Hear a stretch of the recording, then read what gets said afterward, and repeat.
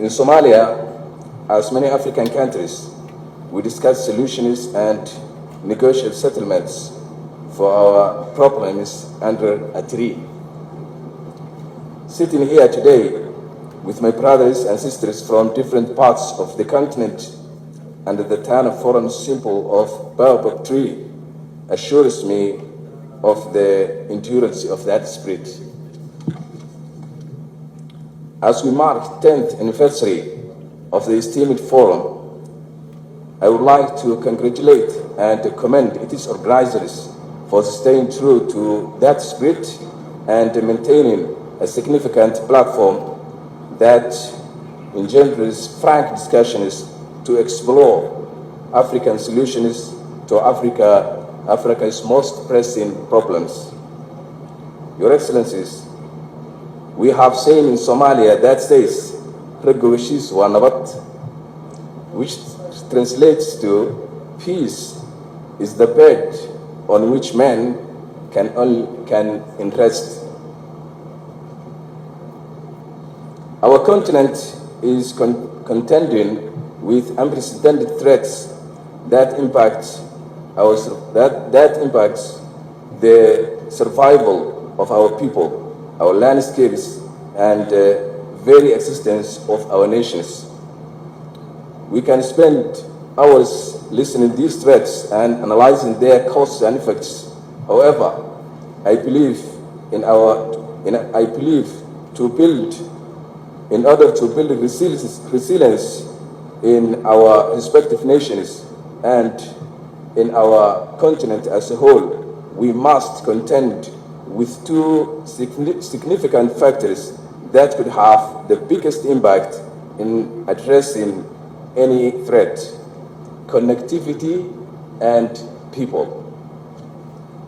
Ladies and gentlemen, in the one hand, an ever more connected world is bringing unconventional global challenges closer to our doorsteps, exposing our weaknesses and amplifying our fragilities.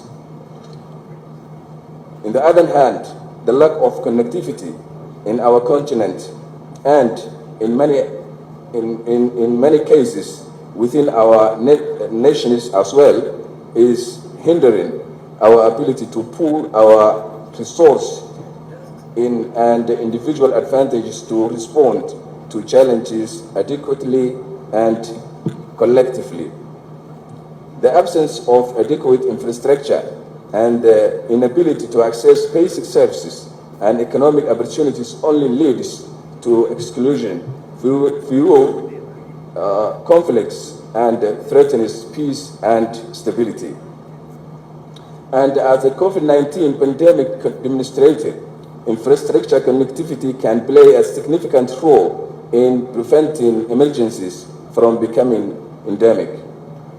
Therefore, we must underscore the importance of the connectivity in realizing our aspiration for sustainable peace and security.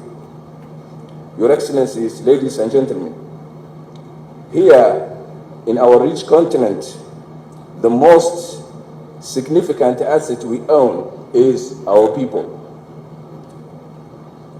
Yet, climate change is posing existential risks to every living being, driving food insecurity, igniting dangerous conflicts, and causing mass displacement. Each day, our communities struggle to adapt to this extraordinary challenge. They are yet again faced with other threats such as terrorism, radicalization, and violent extremism. In our experience, the only way to withstand such a challenge is to involve the people who are, at the end of the day, the ones with the real power to bring about lasting and a fundamental change. In Somalia, for example, the failure of 4 consecutive rainy seasons has caused one of the most severe droughts in living memory. Its impact on the people, however, has been exacerbated by the deliberate inhuman acts of the terrorist group al-Shabaab. by isolating communities, cutting off main supply routes, burning wells, and destroying crops. Al-Shabaab have directly and deliberately contributed to the worsening of the dire humanitarian situation in my country. And when people had enough, they rose up to expel this cancer from their midst. Dulmidid, the rejection of any form of oppression, the name given to the current and the ongoing offensive against Al-Shabaab and the similar terrorist groups in Somalia. It takes root in our new comprehensive strategy to liberate people, their territories, properties, and lands from grips of violent extremism. The core component of this strategy is our people. My brothers and sisters, our administration envisions a Somalia at peace with itself and at peace with the rest of the world. And as we nurture cohesion within our societies through reconciliation and the political settlements, we also prioritize peace and security. Hence, as soon as we took office, we denounced the strategy of containment and announced a comprehensive offensive against terrorism in Somalia, taking the fight to them ideologically, financially, and operationally. To cleanse the minds of misguided people, we mobilized religious scholars to challenge the malicious misinterpretation of Islam. To curb their fundraising capacity, we directly targeted their extortion networks and the infrastructure and implemented strict mitigation measures. And as we launch our operational campaign, local communities organized themselves at a grassroots level, took up arms, and with the help of our SNA force, liberated their towns and villages. We may have lost many heroes in this process, but in the past 3 months only, terrorists have been eradicated from an area covering 150 kilometers in central and southern Somalia, a significant victory worth celebrating. Dulmidid is at its earliest stages.